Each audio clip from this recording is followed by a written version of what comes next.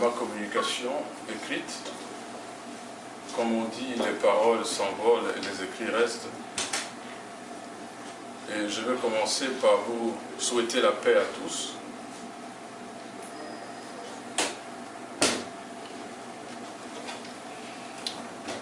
Un grand homme français, le général de Gaulle, dont son histoire est célébrée à travers les nations du monde, proclama à Brazzaville, voilà plus d'une cinquantaine d'années, les indépendances des colonies françaises en Afrique. Les peuples africains enthousiastes furent émus et en effervescence, voyant ce jour-là comme le commencement d'un nouvel espoir sous les rayons du radieux soleil de notre Afrique. Un jeune homme de 34 ans, Patrice Emery Lumumba, contribua pour son pays et il obtint, lui et ses compagnons, l'indépendance du Congo-Léopoldville. Croyant que cette indépendance était vraie, ils se mirent à faire des projets audacieux et pleins d'espoir pour l'avenir de cette jeune république. Malheureusement, très vite, ils seront victimes d'un complot international suivi immédiatement d'un crime odieux, effroyable, brutal et inhumain. Mais 50 ans plus tard, nous sommes réunis aujourd'hui pour célébrer le courage de nos héros. 50 ans plus tard, nous sommes dans ce lieu pour fêter les icônes de notre histoire. 50 ans plus tard, vous et moi voulons tourner cette page sombre de notre histoire. Nous voulons dire au monde, nous voulons dire à nous-mêmes, nous voulons effacer l'amertume et la rancune qui nous ont rongés durant toutes ces années jusqu'à ce jour. Parce que nous sommes maintenant assez matures pour essuyer les larmes versées toutes ces années. Et ces larmes ont été versées pour nos précurseurs, sans pour autant oublier le vide causé par les méchancetés de cyniques qui nous ont enlevés à la fleur de l'âge des hommes qui n'avaient commis pour crime que l'amour de la patrie. Il est donc évident que l'indépendance auquel avaient cru nos pères est bien celle que nous, nouvelles générations d'Africains, voulons affirmer, surtout enrichir des manquements graves constatés.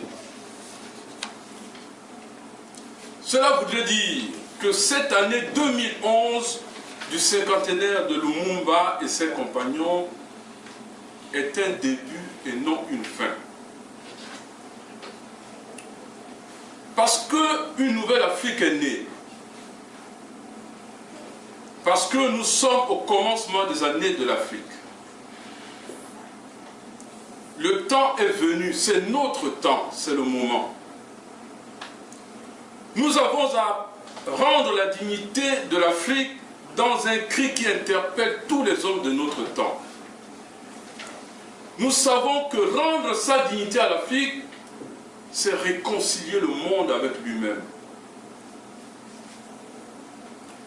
Parce que partout sur le continent, le temps du réveil est arrivé.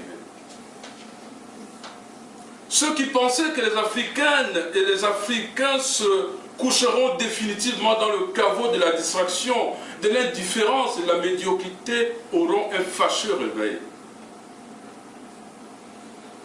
Le monde ne connaîtra ni repos, ni tranquillité, tant que les Africains ne jouiront pas du sens réel de la signification du mot indépendance.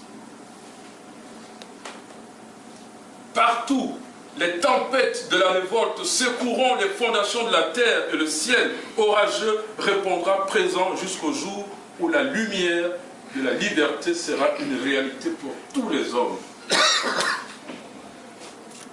Mais il y a un mais très urgent que nous voulons vous dire, Africaines et Africains, diasporas africaines, et amis de l'Afrique. L'effervescence qui nous anime ce jour ne doit pas nous conduire à des actions de haine, d'intolérance, d'arrogance, de rancune et de vengeance aveugle. La violence n'a jamais construit une ville, encore moins une case. Plutôt, contre les tenants, opposons la force de l'âme.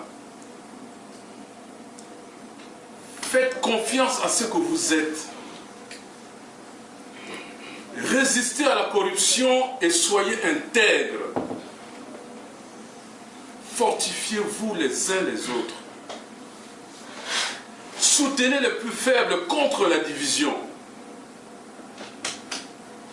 Soyez vigilants et ayez le discernement. Dès que vous êtes prêts, lancez-vous dans la bataille non violente pour un monde meilleur. Diaspora africaine, le temps est venu.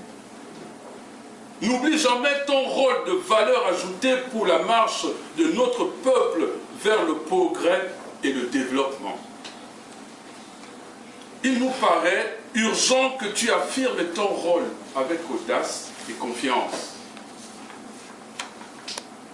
Persévère donc dans l'assurance d'un monde meilleur, fruit de l'expérience de ton vécu dans les pays de ton exil. Et quand arrivera le jour du retour dans les différentes régions de notre Afrique, quand arrivera le jour du retour au pays natal, malgré les difficultés qui nous attendent sur le chemin, malgré le chaos dans